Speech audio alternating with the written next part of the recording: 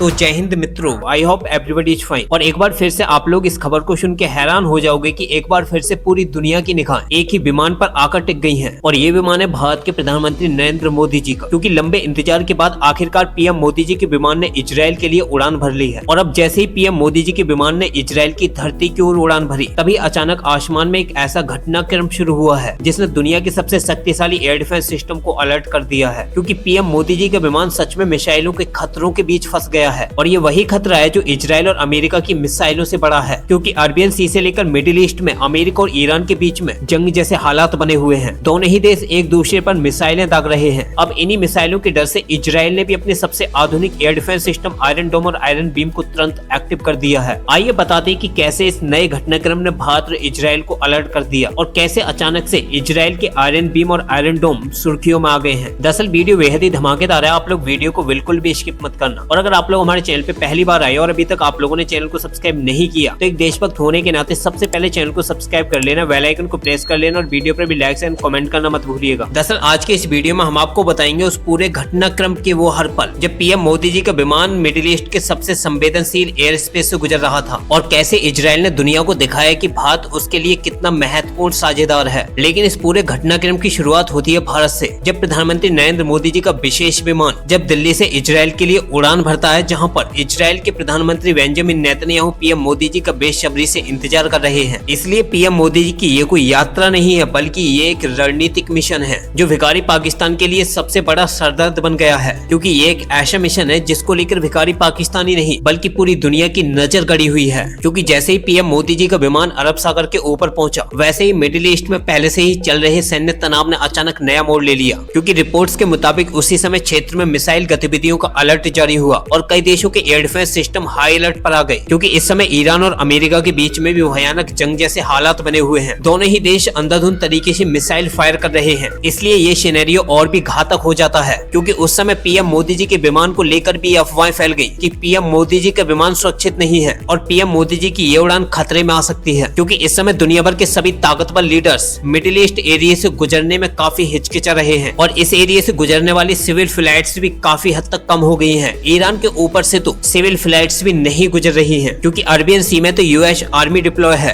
वहीं ईरान की आर्मी भी पूरी तरीके से एक्टिव है और दोनों ही देश वॉर एक्सरसाइज कर रहे हैं और मिसाइलें भी फायर कर रहे हैं। इसलिए पीएम मोदी जी के विमान को लेकर काफी सिक्योरिटी अलर्ट भी जारी किए गए हैं। लेकिन इन सभी घटनाओं के बीच इजराइल ने एक बड़ा फैसला ले लिया और इजराइल ने अपने सबसे आधुनिक एयर डिफेंस सिस्टम आयरन डोम और नए लेजर आधारित आयरन बीम जैसे एयर डिफेंस सिस्टमों को भी एक्टिव कर दिया। क्योंकि भारत से इजराइल के बीच की जो अप्रोक्सीमेटली डिस्टेंस है वो लगभग 4000 से 4500 किलोमीटर के आसपास है और इजराइल से भारत पहुंचने में लगभग 6.5 से 7.5 घंटे का टाइम लगता है। लेकिन जिस तरीके से पाकिस्तान ने अपने एयर स्पेस को वैन कर रखा है, उसको देखते हुए भारत के विमानों को इजराइल पहुंचने में इससे भी ज्यादा टाइम लग सकता है। क्योंकि ये विमान दिल्ली से गुजरात होते हुए ओमान, सऊदी अरबिया और सीधे जॉर्डन से इजराइल पहुंचते हैं। इसलिए पीएम मोदी जी की इस यात्रा को लेकर इजराइल भी काफी अलर्ट मोड पर है। इसलिए इजराइल ने अपनी इन्हीं सभी ताकतवर एयर डिफेंस सिस्टमों को डिप्लॉय किया था और सभी एयर डिफेंस सिस्टमों को पीएम मोदी जी के आने तक एक्टिव मोड पर डाल रखा था। हालांकि इजराइल ने अभी भी अपने एयर स्पेस को सील्ड कर रखा है ताकि हिजबुल्लाह और हमास जैसे आतंकवादी कोई बड़ा रॉकेट हमला न कर दे। इसलिए इजराइल के वही सिस्टम है जिसने पहले भी सैकड़ों रॉकेट्स को हवा में ही नष्ट किया है। इजराइल के एयर डिफेंस सिस्टम के सामने पूरी दुनिया नतमस्तक हो जाती है। लेकिन इजराइल के इन एयर डिफेंस सिस्टमों के लिए इस बार मिशन अलग था। इस बार इन एयर डिफेंस सिस्टमों को भारत के प्रधानमंत्री मोदी जी की सुरक्षा करनी थी। अब जैसे ही पीएम मोदी जी का विमान अरबियन सी को क्रॉस करते हुए इजराइल के एयर स्पेस के करीब पहुंचा तो इजरायली एयरफोर्स के फाइटर जेट्स भी हवा में तैनात हो गए और इजराइल का पूरा एयर स्पेस एक सुरक्षा कवच में बदल गया। ये सिर्फ एक प्रोटोकॉल नहीं था, यह एक संदेश था कि भारत और इजराइल की दोस्ती सिर्फ जमीन पर ही नहीं बल्कि आसमान में भी अटूट है। और इजराइल के प्रधानमंत्री बेंजामिन नेतन्याहू ने जो पीएम मोदी जी के आने से पहले वादा किया था कि पीएम मोदी जी उनके पर्सनल फ्रेंड हैं, तो उस वादे को भी नेतन्याहू ने पूरा कर दिया। लेकिन असली सवाल अभी भी बाकी है, जो ये पूरा घटनाक्रम हुआ है वो क्या सच में कोई खतरा था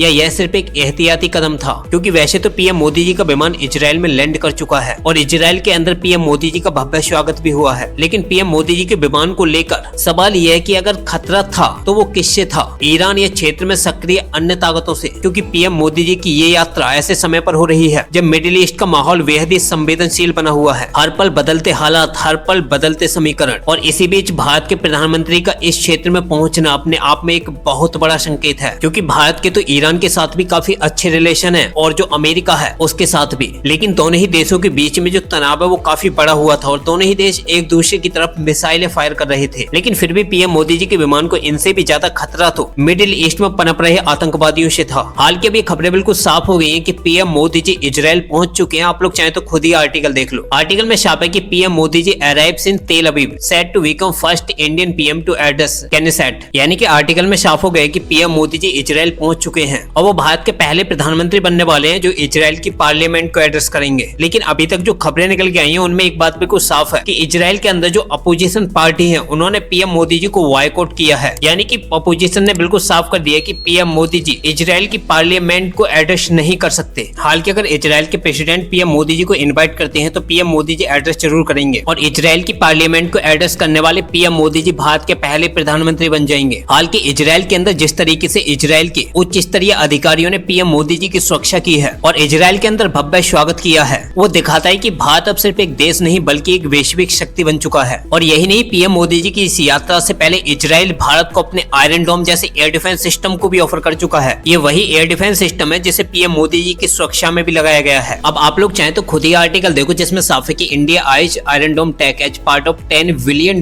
डिफेंस पैक्ट विद इजराइल। आपको बता दें कि पीएम मोदी जी की 9 साल में इजराइल की पहली यात्रा है और दोनों ही देशों के बीच में $10 बिलियन का एक मेगा डिफेंस पैक्ट भी साइन होने वाला है। अब इसी डिफेंस पैक्ट में भारत इजराइल से आयरन डोम की टेक्नोलॉजी लेगा, जैसे कि भारत ने MRSAM यानी कि मीडियम रेंज के सरफेस एयर डिफेंस सिस्टम की टेक भी इजराइल से ही ली थी, जो इजराइल के ब्रैकेट एयर डिफेंस सिस्टम की है, जिसे भारत और इजराइल ने मिलकर बनाया है। और अब भारत में इसका नाम ब्राग नहीं बल्कि MRSAM रख दिया गया है। और यही नहीं बल्कि भारत इजराइल के स्पाइडर एयर डिफेंस सिस्टम का भी इस्तेमाल करता है। लेकिन अब बात आ पहुंची है इजराइल के सबसे ताकतवर एयर डिफेंस सिस्टम आयरन डोम की। आपको बता दें कि वैसे तो इजराइल ने अपने आयरन डोम को अभी तक किसी भी देश को नहीं बेचा है, लेकिन भारत पहला ऐसा देश बनेगा जिसे इजराइल अपने आयरन डोम की पूरी टेक्नोलॉजी ट्रांसफर करेगा, क्योंकि इजराइल का वो एयर डिफेंस सिस्टम है जिसने इजराइल के पूरे एयर स्पेस को सील्ड कर रखा है और इसे भेजने के लिए ईरान जैसे देश को अपनी हजारों मिसाइलों को फायर करना पड़ता है, तब जाके ईरान की 1-2 मिसाइलें इजराइल की जमीन को हिट कर पाती हैं। आपको बता दें कि आयरन डोम के साथ साथ भारत की निगाहें आयरन बीम पर भी हैं, यानी कि भारत इजराइल के